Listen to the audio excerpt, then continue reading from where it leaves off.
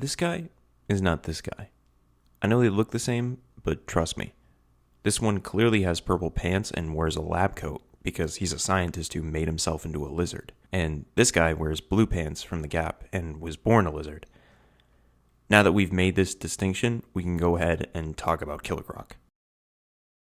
Killer Croc is probably one of Batman's saddest villains, if I'm going to be honest with you, and I'll explain why. From early on in Waylon Jones's childhood, he had developed a condition in which his skin started to grow scales all over his body, which made him start to progressively look like a crocodile with each passing day. Kids in the neighborhood picked on him, most of society shunned Waylon in general, and his alcoholic and abusive aunt also wasn't any better either, as she'd always start Waylon's day by forcibly scrubbing away his scales from his body, which I'd imagine to be otherwise extremely painful. As his condition progressed, he eventually looked completely like a crocodile and was subsequently hunted down and brutalized for it. However, through the fray, there was one person who Waylon Jones could call friend by the name of Emma, who'd hang out with Waylon if his aunt was too drunk to continue beating on him. The two would quickly become best friends until there came a day where a bully named Alec went missing and Emma thought it was best to go looking for him. The two thought of it as an adventure at first, but the childlike wonder swiftly faded when all they found was Alec's long-dead corpse, and an attack from a behemoth of a crocodile followed suit, leading his best friend to die in his arms and everyone to believe that he was the one who killed her due to him literally having the features of a crocodile himself. In retrospect, Waylon Jones never had a chance, not just in his childhood, but his life in total, because over time his condition kept evolving to the point where the only places he could be accepted were at carnivals, if he was paid that is, or sewers where he felt most safe because usually people never went down there to begin with. Now, what initially made me feel so sad for Waylon is the fact that he's always seen as Killer Croc, this monster, but no one ever stops to think that this monster is just a human underneath. However, in Batman Earth 1, Killer Croc is known in Gotham to be almost like this urban myth that kids tell scary stories about, that there's a monster roaming in the sewers that eats people alive. So naturally, kids go down to the sewers to see if the Killer Croc is real, which leads them to find that in fact he is very much real. And sometimes if the kids are brave enough, they beat on Killer Croc. It's only when Batman runs into Killer Croc by accident that Waylon Jones explains his situation, that he doesn't eat or hurt anyone, and it's the other way around actually. And that the reason he is so hostile is because society never gave him a chance. Like the saying, people fear what they don't understand. Most people, when they see Croc, they resort to violence. But instead, Batman offers Killer Croc a job to work with him and a proper place to live and actually help Waylon, seeing that Waylon is human just like himself.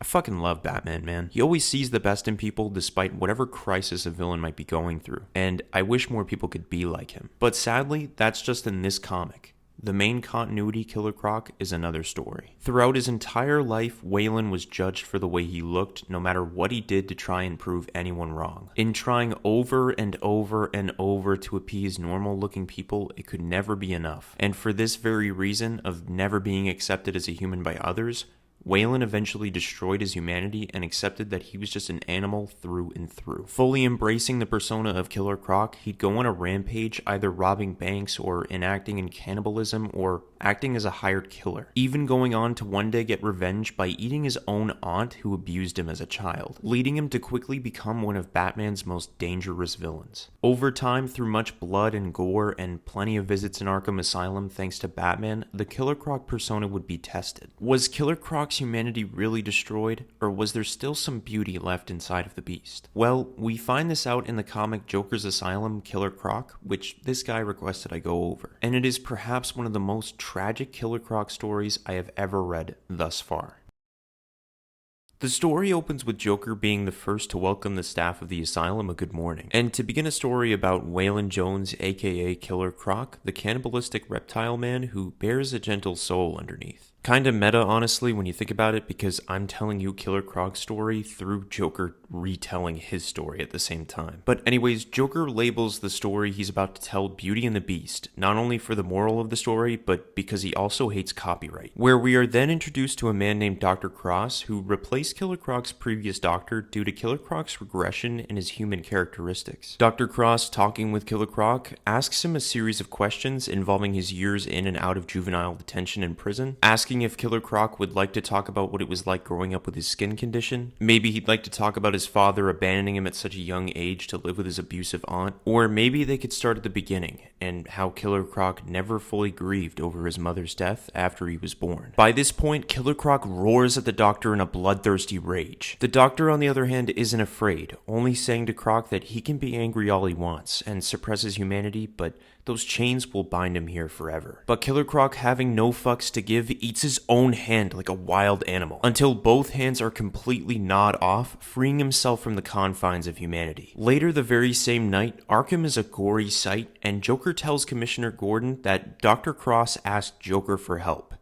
Help from the Joker. Batman says to Gordon that Wayland belongs in a cage and not to be treated in Arkham, which I honestly think is a little bit out of character for him to say, but Batman then goes on to say that he followed the bloody trail through the sewers all the way to the city where Croc fell due to so much blood loss, but then nothing, like he was taken, leaving Batman and Gordon wondering who in their right mind would pick up a monster off the street. 8 days later, Killer Croc comes to in a random man's house by the name of Edgar Mason, who helped him escape from the law despite his reputation. He cared for Killer Croc while he grew back his hands, and Edgar says that him and his wife will continue to keep him safe till he's better, and maybe if Croc wants, they can work together and become the kings of the mountain. Croc doesn't say anything, so Edgar takes his silence as a maybe. The next day, Edgar's wife Juliet introduces herself to Croc with food, offering to help Croc eat since his hands are still growing back, showing hospitality to a man who's never received any his entire life. 2 days later, Juliet tells Croc that Edgar found out his real name was Waylon Jones and that she felt so stupid calling him Killer Croc, as Waylon begins to eat his sandwich with his own 2 hands again. A couple days go by and Juliet gives Waylon some clothes and asks if he's given any thought to working with Edgar because Edgar runs guns, and with the right kind of power from Waylon, they could run Gotham, just the 3 of them. So the next night, Waylon helps Edgar take out one of his slimy partners named Mr. Callahan, who worked alongside Edgar in the gun running business, who only ever gave Edgar crumbs, but now with Waylon he wants it all. After dealing with Mr. Callahan, Edgar turns to Waylon proud of what they've accomplished together. 5 days later, Edgar surprises Juliet with a new house much more lavish than the last. Juliet hugs Edgar, saying that she knew he could be the boss in town, and as they begin to celebrate, they tell Waylon that he's a part of the family now too, so he should celebrate with them. 4 days later, Edgar holds a meeting with other crime lords to basically establish that he's the new boss in town, and they'll all report to him and he'll collect a percentage of their profits, keeping the same arrangements as the boss before. But everyone in the room isn't really on the same page, and Edgar takes notice of this. So the next day, Edgar tells Waylon that he saw the way they all looked at him after announcing his new plans, already plotting against him. So Edgar commands Waylon to track them all down and kill every last one of the snakes in the grass before they have a chance to do something to them. After killing every one of the crime lords, Waylon returns home to find Juliet drinking alone, as Edgar left hours before to have secret meetings behind both of their backs, which bothers the 2 of them because Edgar said that they'd run Gotham's crime together, but now something's changed, and Juliet says to Waylon that they don't need Edgar for anything. 4 days later, Juliet arrives home late at night to Edgar wondering where she's been.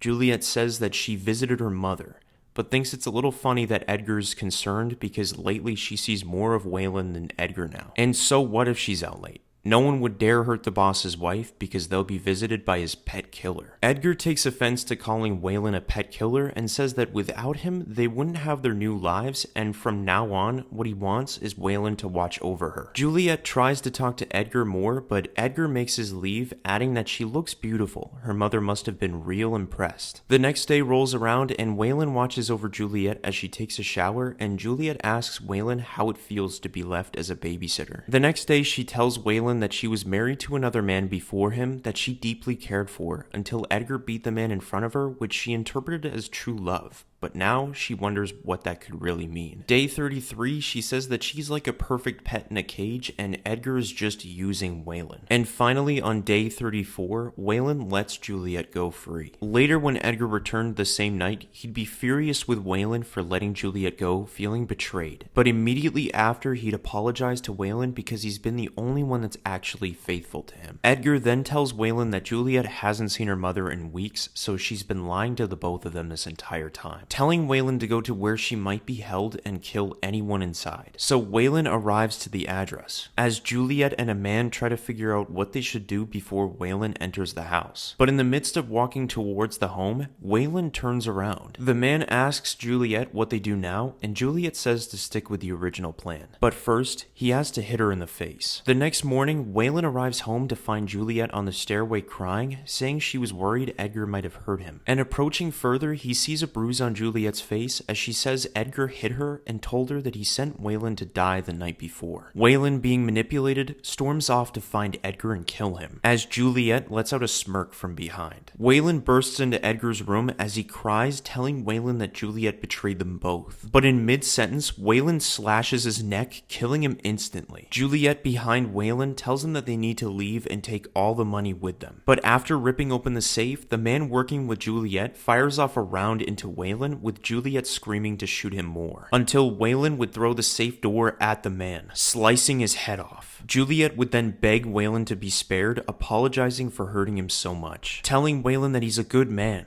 nothing like Edgar. He's not a monster. However, the next day, Batman would figure out Killer Croc's location and find Killer Croc over the dead bodies of Edgar and Juliet, telling Batman that they were the monsters, not him, telling Batman to take him back to the asylum, ending the story. This is perhaps one of the most striking Killer Croc comics I could ever read, and it truly shows just how utterly sad the character truly is deep down. Cursed to look like a monster on the outside, while on the inside wishing he could just be accepted for the gentle and kind man he truly is. This shit's making me shed some crocodile tears, man. But I hope y'all enjoyed the video, and don't forget to leave a like and subscribe, and as always, I'll catch y'all on the flip side.